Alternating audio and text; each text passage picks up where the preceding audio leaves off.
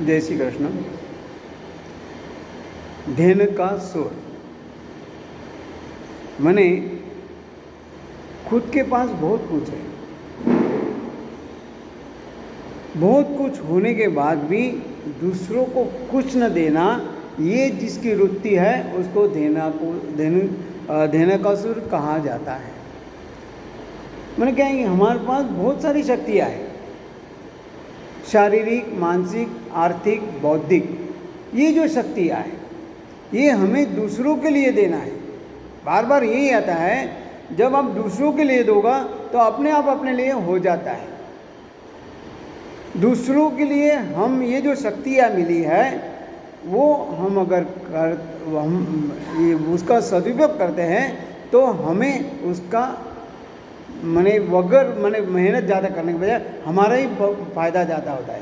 हमें ही अच्छे जो कुछ कम करते हैं उसके हमें सफलता मिलती है। तो वही मैंने कहा कि ये धेनुकासुर था वो ऐसा नहीं था, उसके पास सब कुछ था, किसी को नहीं देता, उल्टा जो समाज का था दूसरों का वो अपने पास ले लेता, लूट लेता था। तो यहाँ पे कहा गया है कि जो देखो कोई ना कोई माने जो अच्छे पद पे है या कुछ है, उसको अच्छा मान के अच्छी उसको पदवी दी है और वो संभाल भी रहा है, लेकिन वो संभालते वक्त उसमें से कमीशन लेता है, पैसा खा जाता है, तो उसको जो है ना अगला जन्म गधे का मिलता है, ये लिखा है। माने हम जो भी कुछ करते हैं अगर उसकी पूछे हमारा ये नहीं है, दूसरों के लिए जो है और दूसरे का पचा लेता है, वो उसको अगले जन्म में उसका कर्जा देने वापस करने के लिए गधे का जन्म लेना पड़ता है। तो मैंने यही कहा है कि स्वरूप विस्मृति माने देहाध्यास होता है। यहाँ पे बोलते हैं कि ये जो हमारे पास में विद्या है, धन है या संपत्ति है, बंगला है, सब कुछ है, लेकिन इसका अगर अभिमान किया है तो हमारा पतन होगा। और इसको हम कहेंगे नहीं, भगवान मेरी कृपा से मिला है, तो हमारे शक्ति का विकास हुआ। आगे जा कहते हैं कालिया नाग का वध, इंद्रजास। खेलते खेलते हम सब जानते हैं जो गेंद था, वो गेंद वहाँ तालाब में जाके गिरता है। सब लोग बोलते हैं अरे कन्हैया अपना गेंद गए। कन्हैया बोलता है रुको रुको मैं लेके आता हूँ। लोग घबराते, सबको पता है, बच्चों को ही पता था कि यहाँ में कोई कालिया नाग रहता है। कहानी बहुत बड़ी है, लेकिन इसका जो कहने का मतलब है, तो कन्हैया बोलता है अभी उसको तो लीला करनी है, इसलिए कन्हैया तालाब में जाता है। जैसे तालाब में जाता है वो कालिया नाग था ऊपर आता है, लेकिन भगवान लीला करते करते अपने उसकी जो फना है उसके आप ऊपर जाके खड़े हो जाते हैं और नाचने लगते हैं। देखो कालिया नाग की जो फना थी उसके ऊपर कन्हैया जाके खड़ा होता है और नाचने लगता है। यहाँ पे ये कहा गया है कि जो कालिया नाग तो उसको तो एक ही फन थी, लेकिन हमें तो अनेक फना है। हमारा जो मन है ना संकल्प विकल्प से पूरा भरा हुआ है, इतने संकल्प विकल्प करता है कि एक मिनट में हम 8-10 संकल्प कर लेते हैं। उसको तो एक ही बना दी, लेकिन हमें इतनी बनाए। तो कहना है कि भगवान को उसके ऊपर चढ़ा दो तो आपका उसके ऊपर नियंत्रण होगा। भगवान उसके ऊपर चढ़े हैं, भगवान ने उसको नाथा है, मारा नहीं है। बाकी सबको मारा है, जितने भी जो असत्य कर्म कर रहे थे, जो गलत काम कर रहे, उन बहुत सारे लोगों को मारा है, लेकिन इसको नाथा है। तो यहाँ पे जो कहा जाता है कि जब उसको नाथ दिया तो नाग, उनकी जो कालिया नाग की पत्नी थी, वो आके कहती है कि कन्हैया तूने कोई गलत काम नहीं किया है, तूने बहुत अच्छा काम किया है, क्योंकि मेरे पति गलत काम कर रहे थे, उसको उसकी सज़ा आपने दी है, उसको सज़ा मिलनी चाहिए थी, वो आपने दी, इसमें तेरा कोई गलती नहीं है। तो वही हमने देखा था रामायण में भी कि बोलते हैं सुलोचना के, हमने देखा था कि जब वो जाती है, बोले इंद्रजीत को अपने मारा है, उसकी पाप को अपने मारा है, वो अपने पिता के साथ गलत काम करता है, इसलिए आपने उसको मारा है, आपने कोई गलत काम नहीं किया। यही कहने का है कि जजा जो की है दुर्जनों को पाप का नाश करती है। रावण के वध के बाद भी मंदोदरी ने वही कहा था। मंदोदरी में हमने देखा है रावण मरने के बाद वही कहते आपने रावण को नहीं मारा, लेकिन उसके जो पाप थे उसको अपने मारा है। यहाँ पे वही रहस्य बताया गया है, भोग और भक्ति में दुश्मनी है। भक्ति के बहाने जो इंद्रियों को लाड़ करते हैं वो कालियानाग। भक्ति करते करते हम अगर उस रास्ते से भटक गए और संकल्प विकल्प में हम डूब जाते हैं तो हमारे जो विचार है वो कालियानक। जैसे भक्ति मार्ग के आचार्य वल्लभाचार्य है, रामानुजाचार्य है, चैतन्य महाप्रभु है। संसार त्याग कर ईश्वर में अनुराग करने से भोग में वैराग्य आता है। संसार त्याग में संसार त्यागना नहीं है, फिर भी कहता हूँ संसार त्यागना माने अपनी जो अपेक्षा है, अपनी जो इच्छा है उसको थोड़ा कम करना है, जिसकी वजह से हमारी जो इंद्रिय है जो संसार की ओर जा रही है उसको रास्ता बदलना है, प्रभु मार्ग की ओर ले जाना है। इंद्रियों को दबाना नहीं है, ये मेरे को गलत कहता है, इसको उसको दबाना नहीं। फिर से अगर आप दबाओगे तो वो और वापस उतना ज़्यादा डबल स्पीड से वापस आएगा। इंद्रियों को दबाना नहीं है, इंद्रियों को प्रभु मार्ग की ओर ले जाएंगे तो शुद्ध बन जाएगी, और शुद्ध बनने के बाद सत्संग में आनंद आता है। हम लोग सुख ढूंढते लेकिन आनंद मिलता है सत्संग में जाने के बाद। यहाँ कहा गया है कि जो हमें आनंद प्राप्त करना है तो हमें सत्संग में जाना है, कीर्तन करना है। कीर्तन नहीं करेगा तो कीर्तन का उल्टा करो, माया हमको नर्तकी नचाएगी। माया क्या करती है, हमको नचाती है। अगर वो नचाती है उसको नर्तकी कहते हैं, लेकिन अगर उसका उल्टा कर रहे हैं, कीर्तन करेंगे तो हम प्रभु के धाम पहुँचेंगे, प्रभु के पास पहुँच जाएंगे, भगवान अपने को अपनाएंगे और भगवान का हम लाडला भक्त ही बन सकते हैं। उसके बाद में यहाँ पे इतना मने इसका ही रहस्य है, भक्ति और भोग। अगर हमारी जो फनाएँ है हमें उसको कम करनी है, और जो है हमारा इंद्रियों को मारना नहीं है। फिर से कहूँगा कालियानाग को मारा नहीं है, कालियानाग को प्रभु ने खाली दिया है कोई यहाँ से चला जा, वहाँ तू सुरक्षित रहेगा। उसने बोला था मेरे को वहाँ डर लगता है, बोले नहीं मैं तुझे अभय वचन देता हूँ। वैसे भगवान ने कहा है तू मेरे रास्ते पे आ, तेरे को कोई तकलीफ नहीं। ये भगवान का वचन है, आश्वासन है हमारे लिए। लेकिन हम भूलते हैं, मैं ही करूँगा, मैं ही करूँगा, मेरे ये मन में संकल्प आ रहा है मैं ही करने वाला हूँ, मैं ही करूँगा, तो उसमें पतन अवश्य है। तो आगे आता है वेणुगीत। बंसी सुनकर गोपियाँ जो वर्णन करते हैं उसको वेणुगीत कहते हैं। वेणुगीत माने बंसी जो भगवान बजाते हैं। यहाँ पे अभी बंसी का भी वर्णन आ रहा है। जो बंसी है भगवान के पास आते हैं, वो जो उन्होंने जो गुना है उसको वेणुगीत कहते हैं। बंसी के बारे में उन्हें पता है कि बंसी कहाँ थी, भगवान के पास है। मैंने जो भी भगवान के हाथ में, जैसे राम के भगवान हाथ में धनुष्य था, वैसे कन्हैया के हाथ में हमेशा बंसी है। कभी अपने बिना बंसी का कन्हैया नहीं देखा होगा। कन्हैया हाथ में बंसी है, तो बंसी कैसी है कि बंसी का यहाँ पे दिया है, प्रभु का जो अधर ओष्ठ है वो बंसी का तकिया है, हाथ गादी है, आँख दासी है, पलक पंखा है, और नाक की जो बाली है उसके छत्र है। बंसी ने परमात्मा के साथ शादी की है, वेर जेर को दुश्मनी को भूल गई है, और भगवान का उसके साथ नित्य संयोग हुआ है। बंसी का क्या है, नित्य संयोग भगवान के साथ हुआ। और उसने ये भी कहा है कि उसके जो बंसी को, बांसुरी को हमने देखे 6 छिद्र होते हैं, 6 ऋतु की उसके ऊपर मार पड़ी है, फिर वो घबराती नहीं है। बंसी कैसी है, उसको 6 ऋतु की मार पड़ी है, और हमारे जीवन में 6 ऋतु की मार पड़ती है, और 6 हमने लुटारे भी देखे, काम क्रोध लोभो मोह मद मत्सर, ये लुटारे हैं। इससे मन होने के बाद भी मैं कभी किसी का मने पेट में नहीं रखती हूँ। बंसी कैसी पोकल है, बंसी की उसके कुछ है क्या भरा हुआ, खाली है। वैसे हमारा जीवन होना है, खाली होना चाहिए।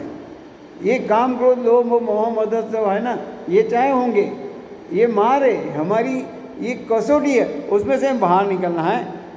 वेर झेर को, दुश्मनी को हृदय में संग्रह नहीं करती है। बंसी कैसी है? अपने पेट में कुछ नहीं रखे, अंदर कुछ नहीं रखे, बिल्कुल मन निर्विकार है, ऐसी है बंसी। मेरे ऊपर 6 ऋतु की मार पड़ी है, मुझे मैंने कोतरा भी गया, जो उसको जो छेद छिद्र बने उसको कोतरा गया, ऐसा कहा है। फिर भी वो बोले मैं कुछ नहीं बोली, मैंने गम खाए। गम खाए, जो कम खाता है गम खाता है, और जो गम खाता है उसको कभी भी बीमारी नहीं होती है, उसका मन निरोगी रहता है, शरीर तंदुरुस्त रहता है। लेकिन हमको कोई चीज़ की, मैंने क्या कहने का मतलब, ना धीरज है, ना हमें ये क्या बोलते हैं संयम है हमारे ऊपर। जिसके जीवन में धीरज है, संयम है, उसको भगवान मिलते हैं। कहने में यहाँ पे बोला है कि गम और धीरज ये हमारे जीवन में बहुत जरूरी है।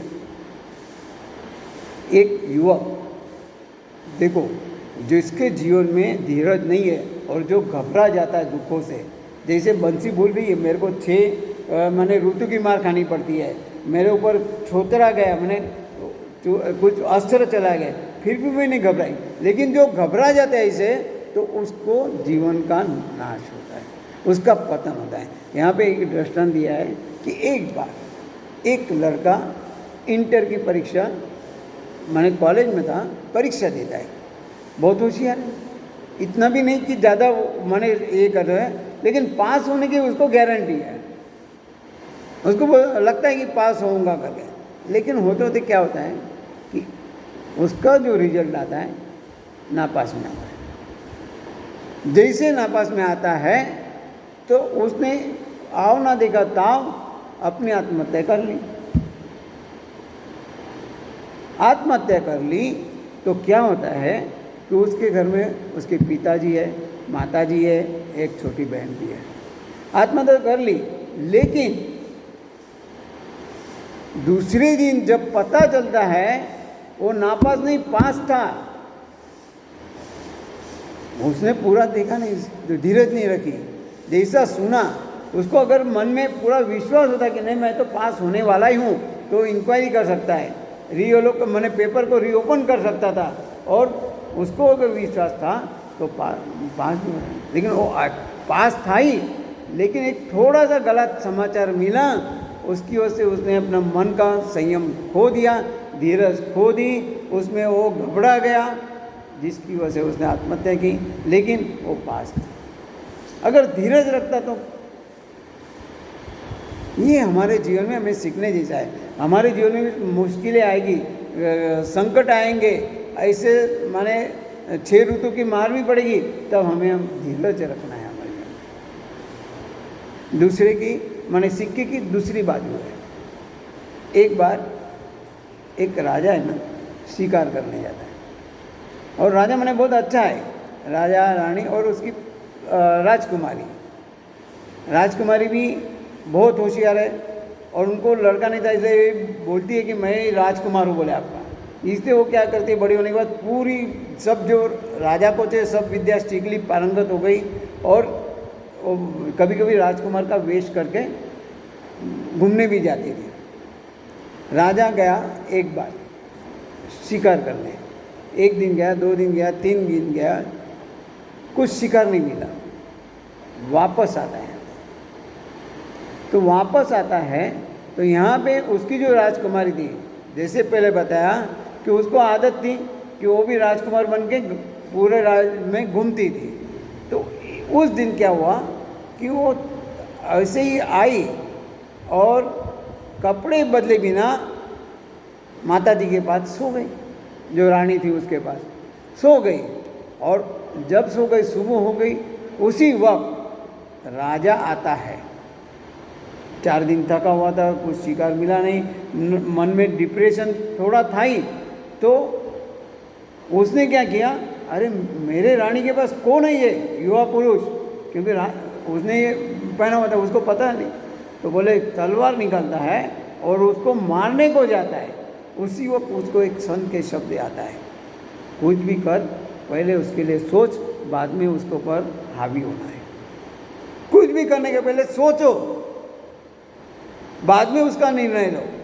तो उसने क्या किया, सोचा, तो वो ऐसा सोच ही रहा था, उसमें राजकुमारी ने करवट बदली तो उसका मुकुट नीचे गिरा। अरे ये तो मेरी बच्ची है, मेरी पुत्री है। देखो कितना अनर्थ होते हुए टल गया। एक संत ने उसको खाली इतना ही सकारात्मक दिया था, जब भी तुम कोई काम करने जाओ तो पहले सोचो मैं गलत कर रहा हूँ या सही कर रहा हूँ। उसने इतना सोचा था, उसका जो लड़की है वो बच गई। मैंने एक ने धीरज खोया, संयम नहीं रखा और घबरा कर आत्महत्या की, और दूसरे ने थोड़ा सा सोचा तो उसकी बच्ची बच गई। यही होता है हमारे जीवन में भी। ऐसे जो 6 ऋतु आते हैं तब हमें अपना नियंत्रण रखना है, संयम रखना है, तब हमको ये होता है। आगे जाके बंसी कहती है, मेरे पति को जो बोलना है वो बोलती हूँ, मेरे पति जो कहते हैं उनके अनुसार मैं चलती हूँ, और मैंने सज्जन और दुर्जन दोनों का अच्छा लगे ऐसा मैं बर्ताव करती हूँ। बंसी आगे ये कहती है कि मेरे पति को जो अच्छा लगा है वही मैं बोलती हूँ, उसके इच्छा अनुसार मैं चलती हूँ, सज्जन और दुर्जन दोनों को मैं अच्छा लगे ऐसा बर्ताव करती हूँ। वही मैंने कहा गया है कि बंसी माने क्या है कि कुछ लोगों को अच्छा लगता है उनके जो नृत्य थे, क्योंकि उनको ये लगता है कि बंसी ने जो कितना अच्छा काम किया है, बंसी ने अच्छा काम किया है तो बोले बहुत अच्छी है। और कुछ लोग बोलते हैं कि बंसी बहुत खराब है, क्योंकि बंसी ने बहुत सारे लोगों के घर उजाड़ दिए थे। तो ऐसा बोलते बोलते ये आगे माने बंसी का जो है, बंसी अपने को यही सीखने का है कि ये जो बंसी ने हमें 6 ऋतु का मार खाने के बाद बताया है कि कैसे भी होने के बाद हमें अपना जीवन में संयम रखना है, धीरज रखना है, तभी जाके हम अपना ये कर सकते हैं। उसके बाद में आता है कि गोवर्धन लीला। गोवर्धन लीला,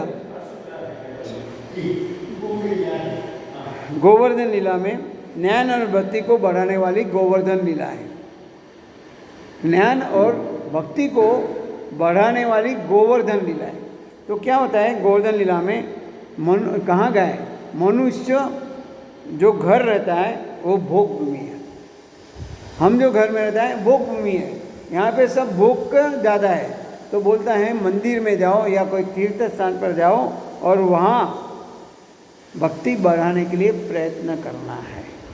भक्ति बढ़ाने के हमें प्रयत्न करना है, क्योंकि यहाँ आने के हम भक्ति नहीं कर सकते, क्योंकि कुछ ना कुछ आए छोड़ देते, चलो आज नहीं कल करेंगे। लेकिन वहाँ जाने के बाद हमारा ये सब छूट जाता है। लेकिन वहाँ पे भी आजकल तो फ़ोन पे सब चलता है, लेकिन कम हो जाए। हमारा मन भी वहाँ होता है, तन भी होता है, लेकिन थोड़ा बहुत हमारा मन यहाँ पे भी आसक्त होता है। तो होना, फिर कहूँगा परिवर्तन है, जरूरी है। ऐसा नहीं कि भाई गया तो मेरे को किसी को फ़ोन नहीं करेगा, या मैं धंधा मेरा बिजनेस है या उसका, जिसका नौकरी बात अलग है, लेकिन जिसका धंधा है, व्यापारी है, उसको कुछ ना कुछ तो करना पड़ेगा। कुछ अड़चन आती है, मुश्किल आती है, सलाह देनी है तो करेगा। तो वही कहा गया है कि पवित्र स्थल पर जाकर ध्यान जप करो, घर को तीर्थ और पवित्र बनाओ, प्रवृत्ति को छोड़कर निवृत्ति का आनंद लेना है। प्रवृत्ति को छोड़ के, प्रवृत्ति हमें धीरे धीरे छोड़ना है। माने प्रवृत्ति माने क्या है कि भोग संसार की, और हमें वही प्रवृत्ति माने जो निवृत्ति बोलते हैं उसको प्रवृत्ति, उसको खाली रास्ता बदलना है, उसको प्रभु मार्ग की ओर ले जाना है। तो ये जो है गोवर्धन लीला में पूज्य और पूजक दोनों एक बनते हैं। जो पूज्य है माने भगवान, और पूजक है कन्हैया, वो भी वही है। क्या होता है कि ज्ञान और भक्ति जब बढ़ती है तब इंद्रिय वासना के रूप में बारिश करती है। हमारे पास जब ज्ञान और भक्ति बढ़ती है, हमारा ज्ञान भी बढ़ता है, भक्ति बढ़ती है, तब ये इंद्रिय रूपी क्या है, वासना, वासना जो है इंद्रिय रूपी बताया गया, वो हमारे ऊपर बारिश करती है। बारिश करती है तो हम क्या रुक जाते हैं, उसमें फंस जाते हैं। तो वही गोवर्धन का आश्रय लेना है। गोवर्धन में ज्ञान एनर्जी बढ़ाने वाली है, तो सच्ची सेवा हो सकती है। जो माने दोनों को पूज्य और पूजक एक होता है। तो श्री कृष्ण की उम्र उस साल 7 साल की थी जब गोवर्धन लीला किया ना, 7 साल की थी। तो 4 दिशा में 4 देव है, बोला है 4 दिशा में 4 देव। पूर्व में जगन्नाथ, दक्षिण में रामेश्वर, पश्चिम में द्वारकानाथ, उत्तर में बद्रीनाथ। पूर्व में जगन्नाथ, दक्षिण में रामेश्वर, पश्चिम में द्वारकानाथ और उत्तर में बद्रीनाथ, लेकिन बीच में मेरा गोवर्धन नाथ। बीच में कौन है इन सब के? चारों के बीच में मेरा गोवर्धन नाथ है, सबका मालिक है और सबसे श्रेष्ठ है।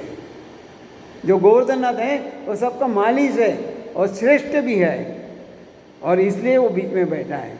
तो बोलते हैं कि आज यहाँ पे क्या, अभी वहाँ पे सब लोग इंद्र की पूजा करते हैं। तो बोला आपने कभी इंद्र को देखा है क्या? बोले नहीं देखा है। क्यों, क्या हुआ? बोले इंद्र ने आपको क्यों नहीं देखा? उसका अभिमान है, जो आपको दिखाई नहीं दे रहा उसकी पूजा क्यों करते? लेकिन आपके सामने जो ये गोवर्धन है वो आपका आदि भौतिक भी है, आदि दैविक भी रूप अलग है। बोले वो आपको मदद करता है ये पर्वत की वजह से। तो ऐसा करके बोले इसकी पूजा कर, वो हमारा रक्षण करता है, इसलिए आप इसकी पूजा करो। अभी सालों से जो परंपरा चली आई है, हम कभी बंद करेंगे क्या? सालों से चलता आ रहा है। वो उसको कन्हैया बोल रहा है इसको बंद करो और गोवर्धन नाथ की पूजा करो। तो उसके पिता सोचते हैं, बोले क्या करेंगे हम, ये हमको तो पता नहीं है। अरे बोले मैं बैठा हूँ ना, मैं कराऊंगा ये पूजा, मेरे को सब कुछ आता है।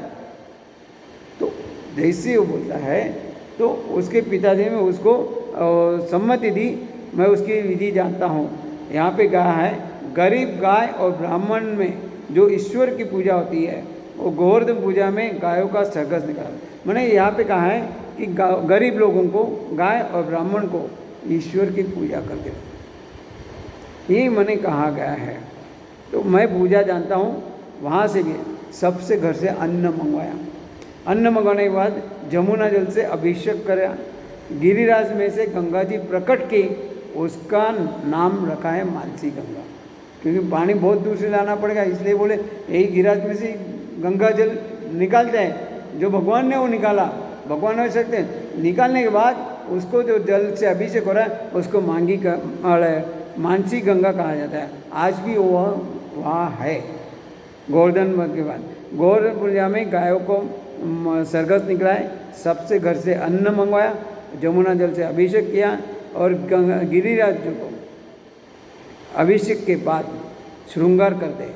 श्रृंगार माने क्या करते हैं वहाँ पे कि बोलते हैं उनको तिलक माने ये नहीं करना है, मोतियों की माला पहनना है। ऐसा करने के बाद किले जैसा वो बनाया, 56 भोग रखे हैं। भगवान खाएंगे नहीं खाएंगे। तो जब लाला ने अपनी लीला की, एक रूप में वो गए गिरिराज में और एक रूप में रहे वो अपने इनके पिता क्या बोलते हैं नंद बाबा के पास। जब वो रहे तो कन्हैया खाएगा नहीं खाएगा वो सब पूछते हैं। उसी जो गोवर्धन में प्रवेश किया था उन्होंने हाथ बढ़ाया, जैसा हाथ बढ़ाया तो सोचने लगे और खाने लगा, सब खत्म हो रहा। लोग देख रहे कि अरे कन्हैया हमारे लिए बचेगा नहीं बचेगा, क्या कर रहा है ये? बोले नहीं आप चिंता मत करो, सबको मिलेगा। भगवान ने वह खाया और जितना ठाकुर जी हाथ लंबा करके सामग्री आने ले, मेरे ठाकुर जी जितना खाएंगे उतना वापस देंगे। कितना विश्वास ये हमें रखना है। आज तो ठीक है हमारा, हम भगवान को घर में भोग धरा दे, भगवान खाते नहीं तो कोई नहीं धराएगा। लेकिन कहना मतलब ये कि भगवान किसका ऋण नहीं रखते। भगवान जितना खाएंगे उतना हमें वापस देंगे, आप चिंता मत करो। तो अब वहाँ पे जितना खाया उतना भगवान ने किया है। उनके घर में महालक्ष्मी की कृपा भी होती है। भगवान जिसके आरोग्य है। अभी यहाँ पे एक चीज़ बताना चाहूँगा, हमें लगता है भगवान आरोग्य नहीं है, भगवान आरोग्य है। अगर आप ध्यान से देखोगे आप, अगर भगवान को भोग धराओगे ना तो उसमें से भगवान उसका रस अपने पास ले लेते हैं, हमें पता नहीं चलता है, दिखाई नहीं देता। इसलिए हम बोलते हैं ना, कोई भी प्रसाद हो मीठा अच्छा लगता है। लोग कहते हैं सत्यनारायण भगवान की कथा करते हैं, घर में जो प्रसाद था वो उसका टेस्ट और इसका टेस्ट अलग है, उसकी जो चाव है इसकी चाव है अलग है, क्योंकि उसमें भगवान का स्पर्श हुआ है। प्रसाद का अर्थ ही है प्रत्यक्ष साक्षात दर्शन। प्र माने प्रत्यक्ष, सा माने साक्षात, द माने दर्शन। जिसमें भगवान के साक्षात दर्शन हो रहे हैं वो प्रसाद हो जाता है। और हम भी देखते हैं, हमारे घर में हम पहले नारियल लाते हैं, और वही नारियल, क्योंकि वो नारियल क्या था पहले, किसी किराने की दुकान में गोती क्या बोलते गुनी में रहता है, और हम कभी जाते हैं किराने दुकान पे, अरे भैया वो ऊपर वाली चीज़ निकालते हैं, वो उसी के ऊपर पैर रख के आपको वो चीज़ निकाल के देगा। लेकिन दूसरी बोलोगे मेरे को एक नारियल ही दे, तो उसी गुनी में से निकाल के नारियल आपको देगा, लेकिन उसको नारियल की कीमत नहीं है, नारियल की कीमत हमें भी नहीं है। हम पैसे दिए, नारियल लेके आए, घर आए, सब नारियल है, नारियल नारियल है। लेकिन आज शनिवार है, मंदिर जाना है, भगवान को नारियल भोग धराना है, मंदिर में जाते हैं, भगवान को नारियल तोड़ते हैं और फोड़ के उसके टुकड़े करते, छोटा सा टुकड़ा भगवान को देते हैं। देखो हमारी वृत्ति कैसी है, भगवान को देने के लिए छोटा सा टुकड़ा है, और बाकी सब वापस लाते हैं। लेकिन वापस आते हैं तब क्या बोलते हैं, नारियल बोलते हैं? नहीं, ये प्रसाद है, लो हम बांटते हैं। कहना मतलब है भगवान जो जिसको स्पर्श करते हैं, हम भगवान घर में भी आरोपते हैं ना, वो आरोपते भगवान नहीं आरोपते, ऐसी बात नहीं है, ये अनुभव करने की बात है। ये मेरे कहने से या कोई ऋषि मुनि भी कहेगा तो ये उसकी कोई असर नहीं हुई, ये अपने आप को अनुभव करना है। तो वही बोला गया है कि कहते हैं कि भगवान ने जो दिया है और उसके घर में लग जाते वो प्रसाद बन जाता है। प्रेम से खाओ। जब बाद में ये हो गया तो प्रेम से खाने के लिए बोलते हैं, और बोलता है भगवान कि पत्थर में कुछ छोड़ना नहीं। हम लोग खाते हैं घर में भी, जहाँ अभी कुछ कुछ घरों में तो अभी भी है, अरे ठीक नहीं ले रहा है, आधा खाना छोड़ दिया, या बच्चों को भी वही आदत लगती है अभी। ये अन्न ब्रह्म है, उसको जितना चाहिए उतना लो और उतना ही खाओ। फिर से अभी थोड़ी देर पहले बात हुआ था कि लोग जाते हैं पार्टियों में और इतना, भाई क्यों, हमने टीका दिया ना, थाली में ले लेते हैं, इतना ले लेते हैं कि आधे से ऊपर हम उसको वेस्ट में जाने देते हैं, खाते नहीं है। अन्न का आप अपमान करते हो तो ऐसा मत करो, प्रसाद का अपमान करोगे तो गोवर्धन नाथ मारेगा। हमें शिक्षा मिलती है लेकिन वो पता नहीं चलता है, हमने किया अन्न का अपमान, हमें पता भी नहीं चलता है। लेकिन हमें जब शिक्षा मिलती है तब हमें पता चलता है कि हमें ये तकलीफ हुई करके। तो कहते हैं कि अगर आपका खाया हुआ, फिर भी हम जो फेंकते हैं या ये, और आपका खाया हुआ किसी को दिया तो आपका जो पुण्य है वो उसको मिल जाएगा, आपका जो पुण्य है उसको मिल जाएगा, आपका जितना भी पुण्य है उसको ट्रांसफ़र हो जाएगा। इसलिए अभी सोचना है कि हमें अन्न का बिगाड़ करना है नहीं करना है। फिर बाद में बोलते हैं नारद जी से कहने से, यहाँ पे भी हमने पता है नारद जी क्या करते हैं। नारद जी आता है और कहता है इंद्र को, अरे इतने सालों से तेरी पूजा हो रही है लेकिन इस साल तेरी पूजा नहीं हो रही है, इस साल तेरी पूजा नहीं हो रही है। तो इंद्र कोपायमान हो जाता है और मेघ को कहता है कि आप, मेघ राजा को कहता है कि आप बरसो, गोवर्धन में बरसो खूब ज़्यादा। तो बारिश होने लगी, तूफान होने लगा, लेकिन कन्हैया वहाँ था, कन्हैया को पता था ये लीला ही करनी है। तो कन्हैया ने अपने उंगली पर गोवर्धन को उठाया, गोवर्धन को उठाया और सबको बोला आप इसके नीचे आ जाओ, आ जाओ आप इसके नीचे। सब आ गए तो 7 दिन तक बोले ये बारिश गिरेगा, आप कोई चिंता मत करना है, जो ये करेगा तो उसको ये तकलीफ है। जब भी ऐसी तकलीफ हो तो बोलता है आश्रय लेना है तो सिर्फ ईश्वर का लो। फिर बाद में बोलते हैं कन्हैया की बोले नहीं नहीं कन्हैया तू छोड़, हम भी तेरे को साथ देते हैं। तो कन्हैया ने खाली उंगली ऐसी की लेकिन उनको पकड़ा धरा नहीं गया। बाद में बोलते कन्हैया तू ही वापस उठा ले कन्हैया तू ही वापस उठा ले। मैंने कहना मतलब एक कन्हैया ही है जो गोवर्धन पर्वत उठाता है। गोवर्धन माने हमारी जो इंद्रियों है उसको ज्ञान और भक्ति की ओर ले जाता है, आगे ले जाने में मदद करता है जब हम उसका आश्रय लेते हैं। जब हम उसका आश्रय लेते हैं तो ऐसा होता है। इसलिए ब्रजवासियों को गायों का रक्षण किया है। इंद्र का माने यहाँ पे इंद्र देखता है, फिर 7 दिन हो गए कुछ नहीं हो रहा है, तो उसका दिव्य रूप देख के इंद्र को भी पछतावा होता है, भगवान से माफ़ी मांगता है और कहता है कि मेरी भूल हुई है, मुझे क्षमा करो। देखो यहाँ पर सब जगह ऐसा है, भूल होती है क्षमा मांग लो उसका मिलेगा। तो ऐसा करते गए। फिर बाद में उसने कहा मेघों को बरसने का मांग पड़ा। उसने फिर वहाँ पे दूध से भगवान का अभिषेक किया और ये जो दूध है, ये दूध जो कुंड में इकट्ठा हुआ उस कुंड का नाम है सुरभि कुंड।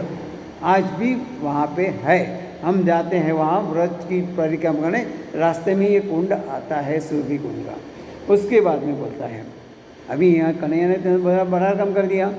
सब लोगों में मन में शंका हुई, अरे कन्हैया एक तो बोले इतना बड़ा काम कर गया, ये कन्हैया तो नहीं है, बोले कुछ ज़रूर ये है बड़ा है ये, और लगता भी नहीं है कि ये क्या बोलता है नंद बाबा का। नंद बाबा तो इतने गोरे हैं, ये क्यों इतना काला है? नंद बाबा इतने गोरे, ये काला क्यों है? तो कहता है वहाँ पे जब उसको पूछा गया तो कौन है करके, तो वो बोलता है जब यशोदा सोई थी ना तो रात भर अंधेरा था, माँ सोई थी और मेरे को नींद नहीं आई थी, मैं करवटें बदल रहा था, बदलते बदलते मैं काला हो गया। फिर बाद में भक्तों बोलता है आपके कलेजी की जो कालाश है उसको मैं अपनी ओर खींच लेता हूँ। माने भक्तों के जो दुख है, जो उनके पाप है, मैं खींच लेता हूँ उनको सुखी करने के लिए, उसको आनंदी बना गया, इसलिए मैं काला बन गया हूँ। गोपिया को कहे, गोपिया क्या कहती है, हमारी आँख की जो काला ये है ना मेष, वो उसको लगने से कन्हैया काला हो गया। दुर्योधन से कहते हैं कि कौरव का काल बनकर आया हूँ। राधा से अभी बहुत अच्छा कहते हैं। राधा से वो कहते हैं कि देखो तुम, अगर मैं भी सुंदर और तुम भी सुंदर, और मैं सुंदर होऊंगा तो लोग आपको पूछेंगे नहीं, लेकिन आपको पूछे, आपको बढ़ाए, आपको 4 लोग अच्छे कहे, इसलिए मैं काला बना और आप गोरी है। मैंने कितना प्रेम मैंने सबसे बात किया है। ईश्वर के स्वरूप में जगत समाया हुआ है और जगत के सब पदार्थों में ईश्वर रहता है। कहने वाले ये भगवान सर्वत्र है, ये हमें समझना है। भगवान सर्वत्र कहाँ नहीं है, ये नहीं, भगवान सर्वत्र है और सब पदार्थ में, और सब पदार्थ उसमें ही समाये हैं। कहने के लिए भगवान ने ब्रजवासियों को सुख दुख का भार अपने खुद पर ले लिया। संसार गोवर्धन ठाकुर जी का ही आधार है। संसार को किसका आधार है? गोवर्धन ठाकुर जी का, माने भगवान का ही आधार है। हमारा जो संसार चल रहा है ये हमारे गोवर्धन की वजह से चल रहा है। ठाकुर जी के साथ एक होना है और इसकी इच्छा में अपनी इच्छा मिला देनी है। यहाँ पे कहा गया है man proposes God disposes, man proposes God disposes, but God proposes and man has no alternative but to accept it, no choice. भक्ति रस में इंद्रिया डूबेगी तभी रासलीला में प्रवेश मिलता है। भक्ति माने फिर से कहूँगा, भक्ति एक साधन है जो हमें हमारी जो जीवन नैया है, हमारा जो संसार है, हमारा जो भवसागर है, उसको इस पार से उस पार ले जाते हैं। फिर बाद में आते हैं लीला, वरुण लीला। एकादशी के दिन उपवास और कीर्तन और भगवान का स्मरण करना है। एकादशी के दिन भगवान का कीर्तन और उपवास करके स्मरण करना है। रात को 11 बजे से 3:30 बजे तक कुछ खाना नहीं है। खाना पीना मना है एक्सेप्ट इमरजेंसी, नहीं तो आज लोग 12, 12:30, 1 बजे खाना खाते हैं। वही होता है, राक्षस का कहलाता है, समय कहलाता है। उस दिन जो उस समय में जो खाना खाते हैं वो राक्षस समय कहलाता है। तो वही बोल रहा है कि उस दिन खाना नहीं। लेकिन वरुण माने नंद बाबा एक समय प्रातः काल समझकर रात को 3 बजे वो करने लगे, भजन यही करने लगे। वरुण देव के दूत आकर उसको पकड़ कर ले जाते हैं, जहाँ से कृष्ण उन्हें छुड़वा लाते हैं। माने वरुण देव जीव के मालिक है। हमारा जीव क्या है? षड्रस से परेशान है। और जब जीव को जब षड्रस में हमको षड्रस माने खाने में हमारा जीव का माने क्या है? फिर से कहूँगा, ये जो हमारा जीव है ना 2.5 इंच की, वहीं तक स्वाद है। बाकी आप गुलाब जामुन खाओ, श्रीखंड खाओ, रोटी खाओ, दाल भात चावल खाओ या कुछ भी खाओ, जलेबी खाओ, अंदर जाने के बाद सब एक होगा, कोई टेस्ट नहीं है ये। लेकिन ये जो लूली 2.5 इंच की जीभ है ना, उसको खुश करने के लिए हम खाते रहते हैं कुछ भी। तो ये बोलते हैं कि इस जो षड्रस है उसके ऊपर जब ऐसा ये आता है तो उसके ऊपर भगवान जीव के ऊपर ठाकुर जी का नाम रखना है। जब भगवान रहेंगे तो हम अपने आप ये षड्रस परेशान नहीं करेंगे। रस जीव पर विजय प्राप्त कर रास लीला में प्रवेश मिलता है। फिर बाद में बोलते हैं, श्री कृष्ण का चिंतन करने से काम असर नहीं करता है। कृष्ण माने आप जिस भी इष्ट देव को मानते हो, जिस भी भगवान को मानते हो, अगर आप उसको माने चिंतन करते हैं तो आपके ऊपर काम का असर नहीं होता है। एक बार क्या होता है कि गोपियाँ माने को मिलने के लिए भगवान श्री कृष्ण भगवान थोड़े देर से आते हैं। जैसे देर से आते हैं तो भगवान ये पूछते हैं कि गोपियाँ आप क्यों इतनी देर लगी, क्यों ऐसे हमें इतना इंतज़ार करवाएं? तो बोलते हैं कि क्या कहूँ मैं आपसे, मेरे गुरु दुर्वासा ऋषि आए हैं, उनको मैं मिलने गया था, उनको मिलते थोड़ा देर हो गया, इसलिए मेरे को यहाँ देर हुई। तो कहा गोपियाँ ने कि हमको जो है तुम्हारे माने आप तो हमारे है ही, लेकिन आपके गुरु है, हमें उनको खाना खिलाना है। ये हमारी इच्छा है कि हम उनको खाना खिलाएं। तो बोलते हैं वो तो खाना नहीं खाएंगे। नहीं, बोले हमारी इच्छा है कि उनको खाना खिलाएं। ठीक है, आपकी इच्छा है तो जैसे आपकी मर्जी, लेकिन वो खाएंगे नहीं, मेरे को पूरा पता है। लेकिन फिर भी आप जिद कर रही है, ठीक है खाना जो भी आपको बनाए, सामग्री बनाए लेके जाओ। सामग्री बना लिया, इस पार से उस पार जाना, यमुना में बहुत बाढ़ आई है। तो ये तो कहती खाना हमारा सामग्री बन गई, अगर हम उनको खिलाने नहीं जाएंगे तो हमारा ये खराब हो जाएगा। तो बोले क्या करेंगे? तो एक काम करना, आप जब यमुना में प्रवेश करोगे तो खाली इतना ही बोलना, अगर कृष्ण बाल माने ब्रह्मचारी है तो यमुना आपको रास्ता देगी। गोपियाँ वैसे ही लेके यमुना में प्रवेश करती है और कहती है, मैया अगर कृष्ण ब्रह्मचारी है तो हमें रास्ता दो। यमुना ने रास्ता दे दिया। और ये सब क्या बोलते हैं, गोपियाँ जहाँ दुर्वासा ऋषि थे उनके आश्रम में आते हैं। बोले मेरे को खाने की इच्छा नहीं है, क्या करूँगा? फिर भी हम लाए हैं तो आपको खाना है, तो खिलाते हैं, खूब खिलाते हैं और पूरा खाना हजम कर गए, कुछ भी नहीं बचा, पूरा हजम करके, लेकिन उन्होंने स्वाद नहीं लिया। जब वापस जाने का आया तो बोले हमें वापस जाना है। तो बोले ठीक है, आप यमुना को बोलो, अभी दुर्वासा अगर ने कुछ खाना नहीं खाया है और भूखे हैं, मैंने उन्होंने हमारा स्वाद नहीं लिया खाने का, तो हमें हमें रास्ता दो। तो वही हुआ, जब यमुना में प्रवेश किया, यमुना ने रास्ता दिया। कहने मतलब ये है कि उनको गोपियाँ विचार करती है, तब वो बोलते खाने वाला राम, खिलाने वाला राम, मैं कौन हूँ? उन्हें जितना भी खाया है खाना बिना स्वाद का खाया, मैं नहीं खा रहा हूँ, आप जो खिलाए, अंदर जो नारायण बैठा है, अंदर जो राम बैठा है वो खा रहा है। इसलिए ये दुर्वासा की ब्रह्म उपासना है। देखो मैंने कैसा होता है कि हम जो बोलते हैं कि किसी भी चीज में आसक्ति नहीं है, कृष्ण और ये दुर्वासा वासना उनके पास है ही नहीं। गृहस्थाश्रम और संन्यासाश्रम का समन्वय कृष्ण ने करके दिखाया है, कृष्ण ने करके दिखाया है।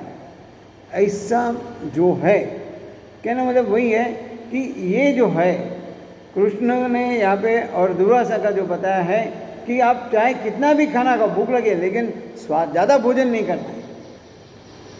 खाने वाला राम है, खिलाने वाला राम है, फिर भी नियंत्रण मुझे करना है। ये मैंने अच्छा गृहस्थाश्रम का समन्वय है। फिर आगे कहते हैं कि ये जो गोपियाँ है बंसी सुनकर ये गोपियाँ भगवान को मिलने के लिए दौड़ के आती है और उनको दूरदर्शन और दूर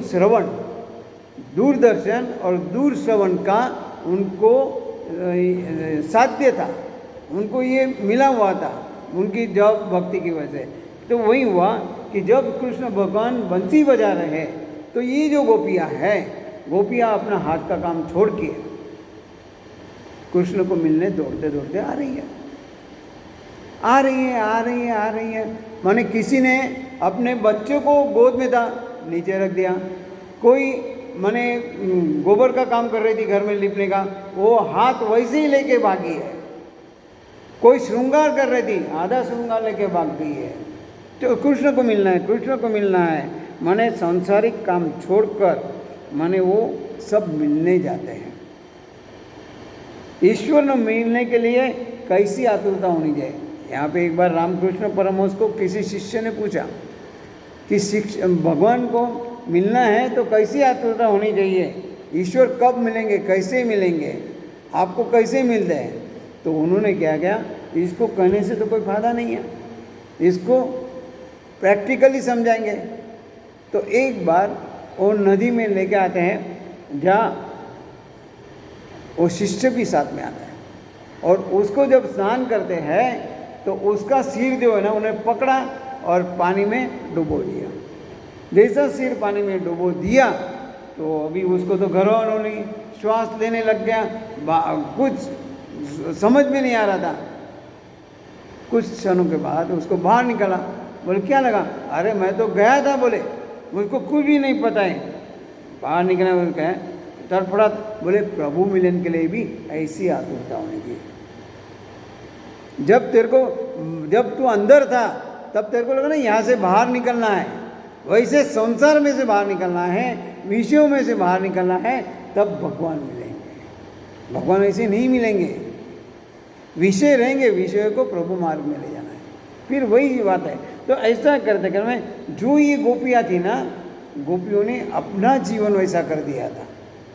हर गोपी जो भी है अपना पूरा आधा काम छोड़ के कृष्ण को मिलने आती है। यहाँ होता है अभी रासलीला का अध्याय आता है। तो जब गोपियाँ वहाँ आती है, दौड़ के आ रही है, तो तब कृष्ण भगवान पूछते हैं और उनका स्वागत भी करते हैं, आओ आओ आपका स्वागत है, आप इधर आए हैं, बहुत अच्छी बात है, लेकिन आपकी दौड़ते दौड़ते क्यों आए, क्या कुछ आपके वहाँ तकलीफ हुई है? आपके ब्रज में सब कुशल तो है ना? भगवान पूछते हैं, आप इतनी रात को आई है, अब ब्रज में सब कुशल तो है ना? वृंदावन की शोभा देखने आई है, वृंदावन की शोभा देखने आई है, तो देखकर आप अपने घर वापस जाओ, अपने पति के पास जाओ, अपने पुत्र के पास जाओ, लेकिन यहाँ मत रहना। ऐसे वो कहते हैं। तो भगवान कहते हैं कि मैं तो आनंद देने वाला हूँ, सुख देने वाला नहीं हूँ। आपके पति से आपको सुख मिलेगा, आप जाओ और श्री धर्म को समझाते हुए पति सेवा करने के लिए कहते हैं। लेकिन पति की सेवा उत्तम होते हैं, उसमें सद्गति मिलती है और मुक्ति भी मिलती है। और उन्हें वहाँ पे दृष्टांत भी दिया। भगवान ने कहा पति अनुसुईया जैसा आपको पतिव्रता बनना है। अग्नि भी उनसे घबराता है। एक बार क्या होता है, एक पतिव्रता स्त्री, ठंडी के दिन थे, तो उस समय उसका पति थका हुआ आता है। जो आता है तो कुछ बहुत थका हुआ था, तो पत्नी के वो गोद में आराम करने सो जाता है। यहाँ पे ठंडी के दिन थी, उनका जो छोटा लड़का था उसको इसके ऊपर क्या बोलते हैं, खटिया पे, लकड़ी की खटिया था, उस पर डाला था। माने उसके नीचे उन्होंने थोड़ा सा अग्नि प्रगटाया भी था नज़दीक में, माने खटिया के नज़दीक में। तो वहाँ पे लड़का खटिया पर है, नीचे अग्नि है, और ये अपने पति को गोद में लिए अपने ऐसा करता। थोड़ी देर में वो लड़का करवट बदल जो नीचे सगड़ी थी अग्नि की उसमें गिर जाता है, लेकिन ये पतिव्रता नहीं उठती है। वहाँ अग्नि विचार करता है, अरे ये इतनी पतिव्रता है, इसके लड़के को मैं कैसे ये कर सकता हूँ, तकलीफ दे सकता हूँ, जला। अग्नि खुद शांत हो गया। मैंने ऐसी पतिव्रता का उन्होंने धर्म बताया कृष्ण भगवान ने, कि बोले ऐसा आपको बनना है, तो श्रेष्ठ पतिव्रता धर्म है, आप उसको निभाओ, आप अपने पति के पास जाओ। तो गोपियाँ भी बहुत अच्छा कहती हैं। कौन सा पति, कौन सा पति, ये आप मेरे को, कौन सा पिता, आप मेरे को बताओ कौन सा पति और कौन सा पिता। ये आत्मा का कोई पति नहीं है, कोई पत्नी नहीं है, कोई पिता नहीं है। आत्मा का जो पति है वो आप है, लेकिन शरीर के पति आप जो बोल रहे होंगे, शरीर के हो, आत्मा के नहीं है। आत्मा का पति एक आप ही हो, इसलिए हमें यहाँ से जाने के नहीं है। हमें परमात्मा को मिलना है। आप परमात्मा हमारे सामने हैं, हम आपसे मिलने आए, हम घर नहीं जाएंगे, तो हमारी उपेक्षा करो। गीता में कहा है भगवान ने कि आप भगवान को जैसा स्मरण करोगे, भगवान आपको वैसा याद करेंगे। हम आपको याद कर रहे हैं, आप हमको क्यों वापस भेज रहे हैं? असली सही अर्थ में हमारा जो आत्मा का पति है वो आप है, आप हमको क्यों भेज रहे हैं? हम नहीं जाएंगे। ऐसा करते करते जिसके मन में श्री कृष्ण के अलावा कुछ नहीं है, वह गोपी है। गोपी कौन है? यहाँ पे गोपी एक स्त्री है, ऐसा नहीं समझना है। गोपी एक वृत्ति है, तो ऐसा करने से आपका मन ईश्वर से दूर न हो, चाहे आपका तन कहीं भी हो। हमारा मन जो है ना, ईश्वर से कभी दूर नहीं होना चाहिए, चाहे हमारा तन कहीं भी हो। यहाँ पे एक दृष्टांत दिया है रुत और अवरुत का। रुत और अवरुत दो ब्राह्मण साधु थे, और भगवान के दर्शन में प्रयागराज जा रहे थे। रास्ते में जो अवरुत था वो थक जाता है, तो बोलता है अभी मेरे से चला नहीं जाता है, मैं कुछ नहीं कर पाऊंगा, अभी मैं यहीं रुकता हूँ। तो बोले क्यों रुक रहा है, क्या हो गया? नहीं, बोले मेरा बिल्कुल नहीं चला जा रहा। और जो वहाँ रुके थे वहाँ वेश्या का घर था, जहाँ रुके थे वहाँ वेश्या का घर था। बोले नहीं, तेरे को रुकना तो रुक, मैं तो नहीं रुकूंगा, मैं चला जाता हूँ। वो गए आगे और जाके मंदिर में पहुँच गया। मंदिर में पहुँचने के बाद मन में सोचता है गलत किया। अरे वो जो अवरुद्ध है ना, वेश्या के घर रहा है, कितनी मज़ा करता होगा, क्या करता होगा, उसके क्या मज़ा होता होगा, क्या आनंद करता होगा, ये सब वो वही सोचता है। मंदिर में है, सोचता है जो उसका साथी था वेश्या के घर रहा है, वो कितना मज़ा कर रहा होगा, उसे कितना भोग भुगत रहा होगा, ऐसा उसके मन। और जो अवरुद्ध वेश्या के घर में था, वो सोच रहा है, उसके दिमाग में विचार आ रहे हैं, अरे रुद्ध तो मंदिर में गया, भगवान के सामने खड़ा होगा। वो ऐसा सोचता है तो उसके सामने भी भगवान आते खड़े हो जाते हैं। माने उसके दिमाग में, माने वो सोच रहा है कि जो रुद्ध आगे गया है और भगवान के मंदिर में पहुंच गया होगा, भगवान के दर्शन कर गया होगा, कितने दोनों हंस रहे होंगे। देखो एक यहाँ है और वहाँ है, एक मन में जो मंदिर में है वो वेश्या का घर का चिंतन कर रहा है, और जो यहाँ वेश्या के घर में वो मंदिर का चिंतन कर रहा है। कहना मतलब जो वेश्या के घर में बैठ के मंदिर का चिंतन कर रहा है उसको लेने के लिए विमान आता है, और जो वहाँ जाता है मंदिर में रह के भी जो वेश्या का घर मैंने अपने वो सोचता है कि वो औरत तो बहुत मज़ा करता हुआ, वो नरक में जाता है। तो वही कहा है कि मन माधव जी के पास हमें का रखना है, हमेशा हमारा मन तन कहीं भी हो, मन हमारा भगवान के पास रखना है। ऐसा करते करते माने ये दोनों में बातचीत हो रही है, भगवान और गोपियों में। भगवान कहते हैं अरे लेकिन आपका सही पति और पिता जो है वो वही है, वो आपका सब कुछ ख्याल रखते हैं, मैं तो कुछ नहीं करने वाला हूँ। तो आगे बोलते हैं कि गोपियाँ कहती है आत्मा के पति आप ही हो, हमारे पिता आप ही। बार बार ऐसा दोनों का संवाद चल रहा है।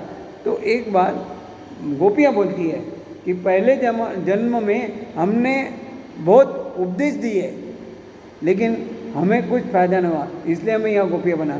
इस जन्म हम किसी को उपदेश नहीं देंगे, फिर भी हम आपसे बात जो कर रहे हैं, कहना मतलब कि हमें आपसे कहीं दूर जाना नहीं है, ये मेरे हमको बताओ। अभी वो पूछती है भगवान को, गोपियाँ भगवान को पूछती है कि एक पति पत्नी है, तो पत्नी को पति कहता है कि मुझे कुछ काम के लिए विदेश जाना पड़ेगा। तो वो कहती है मैं तो अकेले नहीं बोले आपको रहे ना, तू वहाँ आके क्या करेगी, तेरा वहाँ कुछ काम नहीं, मैं तो अपने धंधे में व्यस्त रहूँगा, तू मत आ, तू यहाँ रहे। नहीं बोले मैं आपके बिना नहीं सकती। तो बोले जब तुम मेरे बिना नहीं सकती तो उसका भी इलाज है। बोले क्या इलाज है?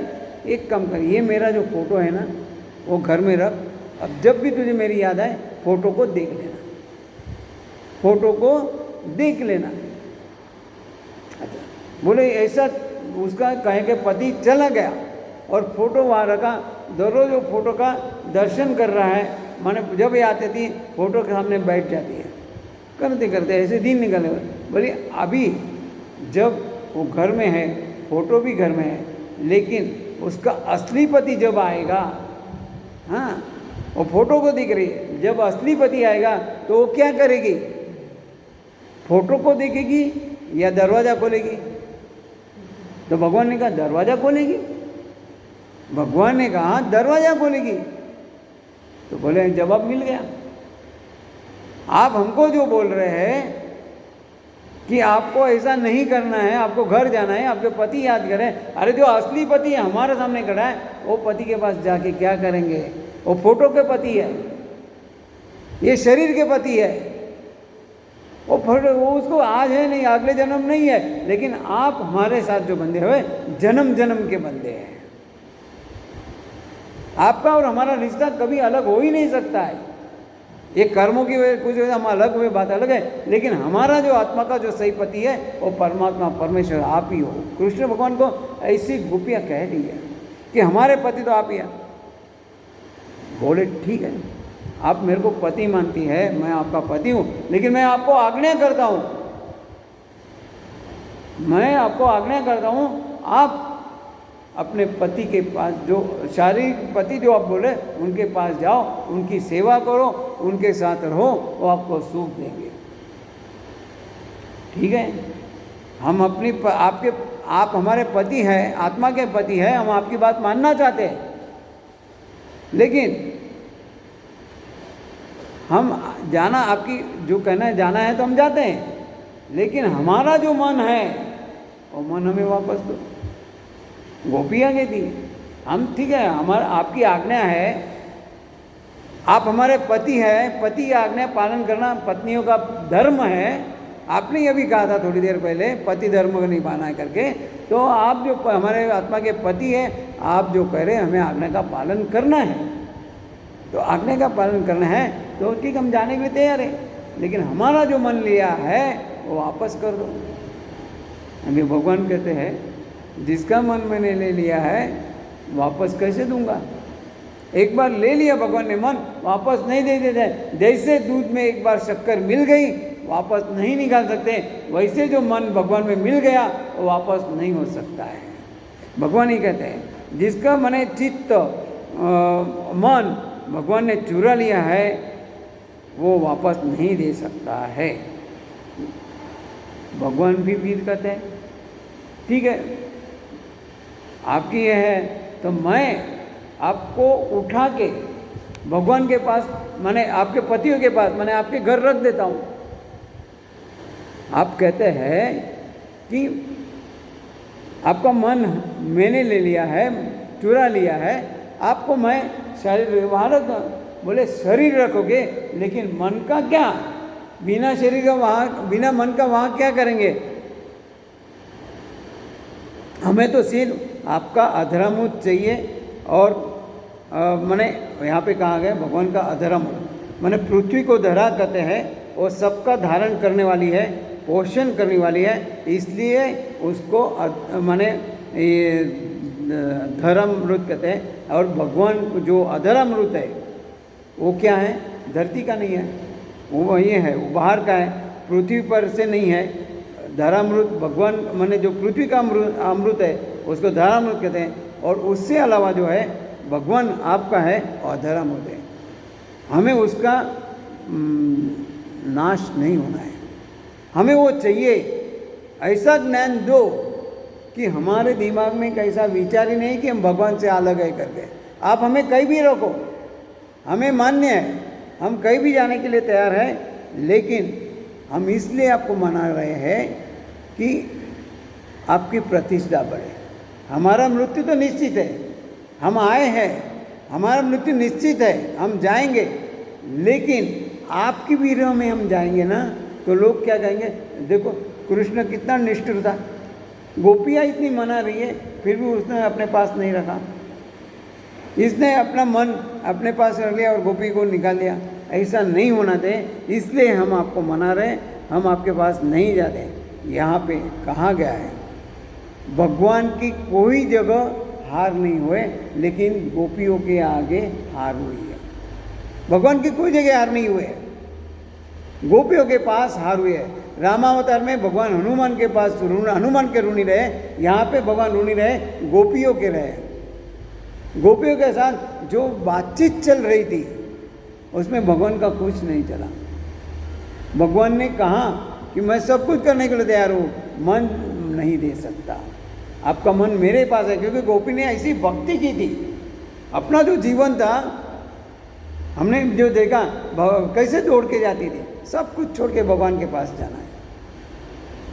ऐसा हमारा तन मन होगा तो भगवान हमें स्वीकारेंगे और भगवान से हम अलग नहीं रहते।